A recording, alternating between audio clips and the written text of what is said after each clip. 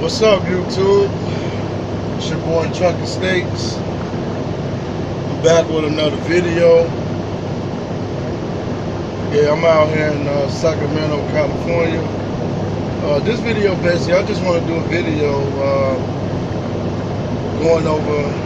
I can't say how much a truck driver, you rookie driver should make, but I'm gonna just say what's the average amount, I'm gonna say. So basically, I'm gonna start at basically when you get out here, pretty much you're not gonna be making as much as every other driver. With that being said, some starter companies pay less, some starter companies pay more. You also got to consider if you went to get your CDLs at a school and it was sponsored by the company you work for, you also got to look at the fact that you're going to be paying the student loan back. So I would say average pay for a rookie driver is anywhere between probably $600 to $1,000, but that won't be everywhere you go. So some companies might start you off at 36 cents up to probably the most I would probably say is about 40 cents, maybe 41. I'm not accurate on the numbers, but it might be companies that pay more, but just be expected to make at least $600, $1,000 a week, average. So with that being said, if you if you're still at the school right now and you're watching this video, when you're watching some of these other YouTube truck drivers and they're posting, making check videos and everything, don't look at their pay and assume that's how much money you're gonna make. Everybody's situation is completely different. You know what I'm saying? Every company pays different. Also, that driver also can be a person that busts his ass, or her that bust their ass hard as hell to get extra money. They get their deliveries in on time. They're the ones that's getting the extra miles. They're the ones that's picking up the loads that other drivers refusing. And they might have a better DM or situation like that, because you could be at a company and start at the same pay as another company driver, but that don't mean you're going to make the same money. Everybody is different. The longer that you're out here driving on the road, with experience comes more money. So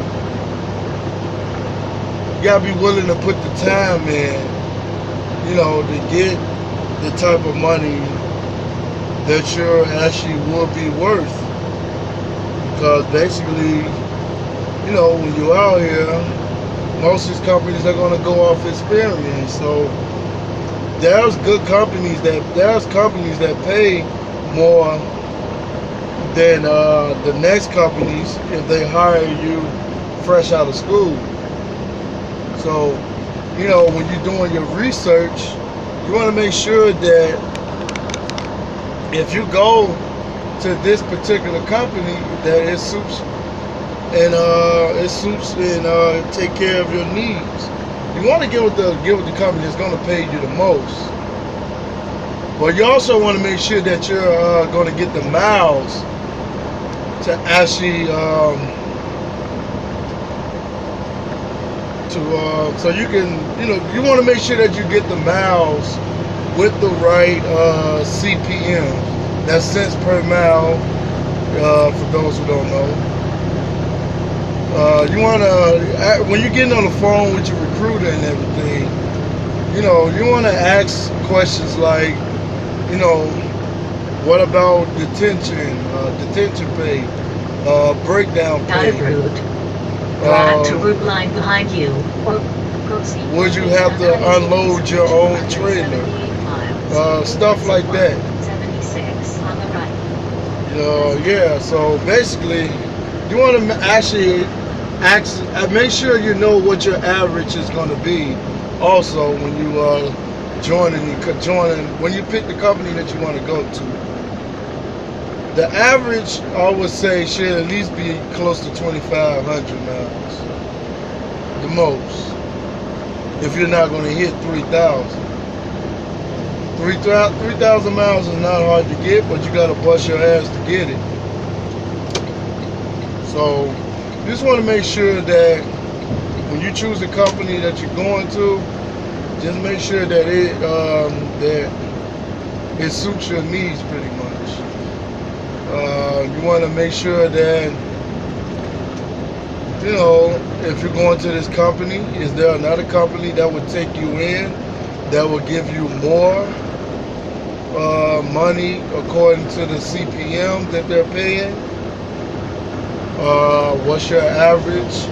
I would say weekly average miles every week. You want to ask about home time. That's another thing. If you're getting out here on the road and you're a rookie, and not even just a rookie really, just a company driver, just in your OTR, don't expect to be home as much as you're probably thinking. If you think you're going to get home every 2 weeks or whatever, there's companies out here that could get you home that often, but you usually don't go that far, and you're probably not making that much money. Usually mostly the companies that's OTR, usually want you to do a minimum of at least, I would say 14 days probably. But I know Swift is like 21 days. And now you can take the whole time after that or whatever. So just don't get discouraged, or just put the time in. If you're somewhere in the situation where you feel like you're not making the most money, I mean, there's nothing wrong with trying to move around and make more money, but when you're picking your first company, just make sure that that's the best company for you at the time. I mean, once you got the time, man, you pretty much can pick and choose where you want to go, as long as your driver record is clean.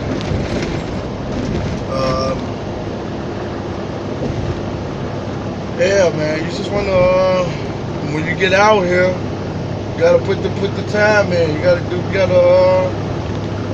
gotta work hard out here. Like, I just picked this load. I picked my load up on Friday. It was due to deliver on Tuesday, which is today. I had 3 stops. I actually had 4 stops. I had my pickup location. Then in between my final destination, there was 3 stops that was included. I made my first delivery on Sunday. I made 3 deliveries on Monday. Now my last delivery, it was due on today, which is Tuesday. I got it done yesterday on Monday, so I picked up this load that I'm on right now. I picked it up in American Canyon, California. I got to take it up to Fruitland, Idaho. It's going to be like 600 miles. I already have like 2,000 miles, so I plan on trying to drop this tonight. So, not tonight, but in the afternoon around 2, and that'll complete my week. If you get out here on the road, just make sure that you're ahead of schedule at all times, because when you're getting loads, when your dispatcher give you a load, or when they give you a load from the planner, they usually just give you a set schedule for that load to deliver. So the best thing to do is